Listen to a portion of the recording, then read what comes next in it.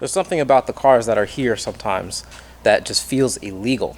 So they have this thing called nose blind, where you don't know what you smell like, you don't know what your car smells like, you don't know what your house smells like, you don't know what anything smells like because you're around it all the time.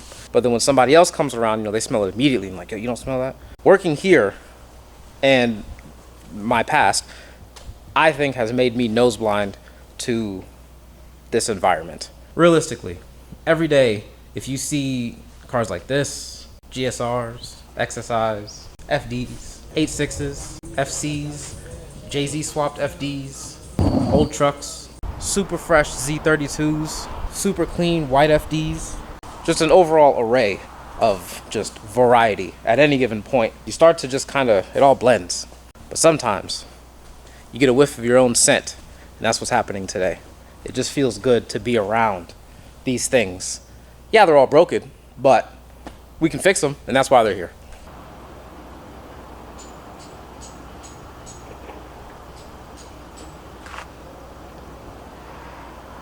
Josue's working hard on the truck, making big progress on this one. He's working on the trans brace now. He's making some cuts. It smells like fire and burning plastic in here, but that's how you know stuff's getting done. He's under there making this sacrifice for you guys, for the sake of content. Look at him. No face mask, no nothing, just raw. I got my mask right here. What do you mean? Oh, okay. I already did my cuts. Oh, okay. Right. Yeah, I'm just cleaning up now. So he's making the cuts now so that the trans brace can get made. And then we can take the crane off and the engine will just be under its own power, or under its own weight, mounted on itself in the truck, locked in. While he's working on that, I have to finish the DB, which finish it means just putting the wheels back on.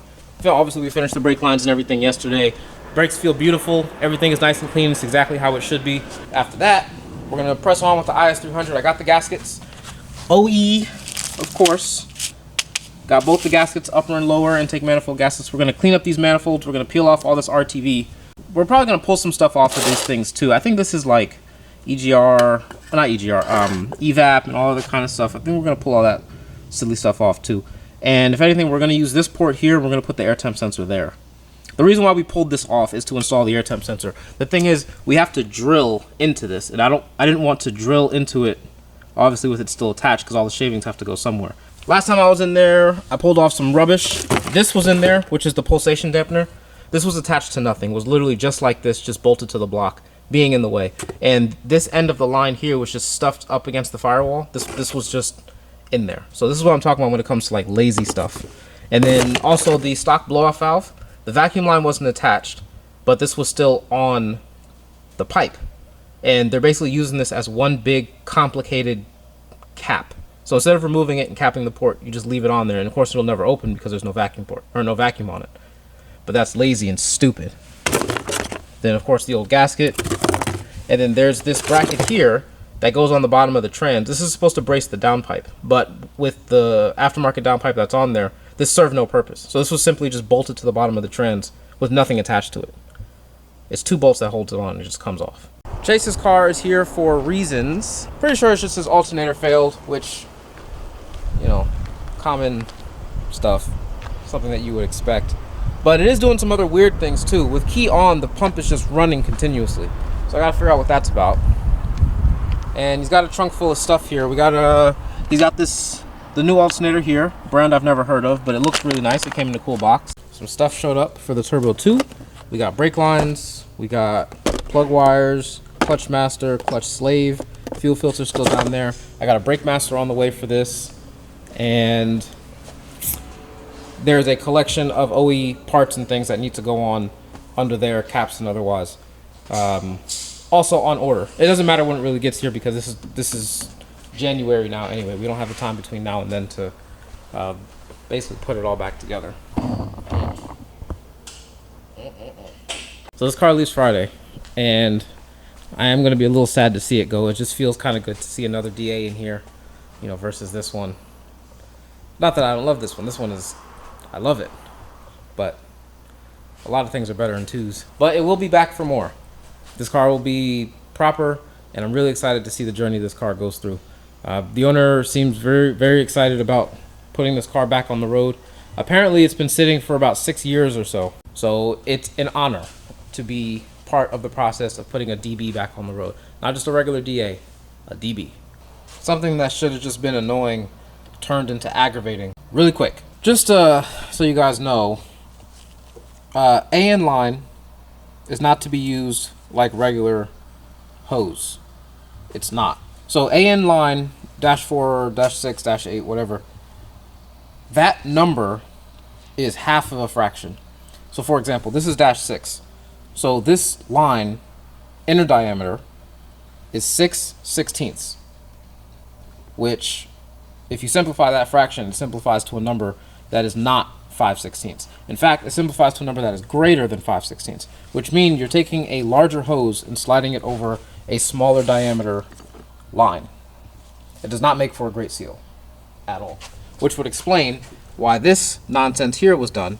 You have two over-tightened worm clamps facing crazy directions on top of them, on top of this line here, because it's wrong. So what I'm gonna have to do is fix this. And part of the issue with that, though, is that this line runs all the way to the back of the car. So I'm not entirely sure how I'm gonna do it yet, but I have to do something about it because this is wrong and I can't put that back on. But the reason why we took the lower section off is because the same thing is on this one that was the other one. It's just caked with RTV. And this is one of those things that you do when you want to be cheap and not replace gaskets. So obviously we can't send that. So now we have to clean all of this RTV off, completely clean the flange. Look, it's even inside the port. We have to clean the flange entirely and all this stuff, and then put the new gasket in the way it's supposed to be. Almost not surprised. Pulled the hose off, and look, what shape is that? Bonkers. Cleaned everything up. It is clean now. Take a little bit of time, tidy things up, so it's lovely. And now what I'm gonna do is delete the throttle body coolant lines because they are not necessary and they are in the way and it's trash. But I went to go tug this line off, and I just want you to see why on cast iron blocks you need to keep up with your coolant. See that? Okay, it's not leaking as much. So that deletes this entire hard line here that routed on the inside of the intake manifold. So what they did was they cut the factory line and shoved a 6AN line over top and ran that all the way up to the rail, which is what this is, right? And they use cheap line at that, because just feeling this, the way this is basically petrified, good line doesn't do this. So this is trash line to begin with. And they have a bunch of clamps on it because it wouldn't seal, because it's not the right size, so on and so forth. So I pulled that off, and now we're gonna fix it properly. We're gonna put what's called a compression fitting on there. What this does is this converts non-flared hard lines to AN. And that allows you to put an AN fitting on the end, which is what we're gonna do here.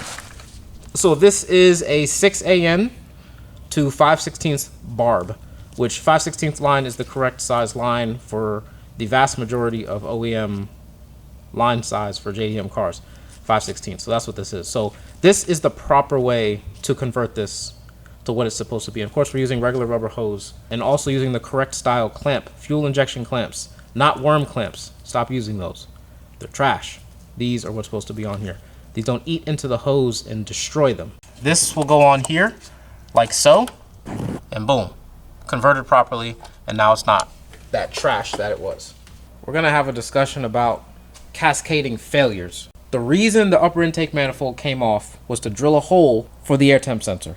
In the process of doing that, I noticed that there was RTV on the intake manifold gasket, which led to removing the lower intake manifold. In removing that, it was noticed that the fuel lines were done wrong. So then I had to fix the fuel line.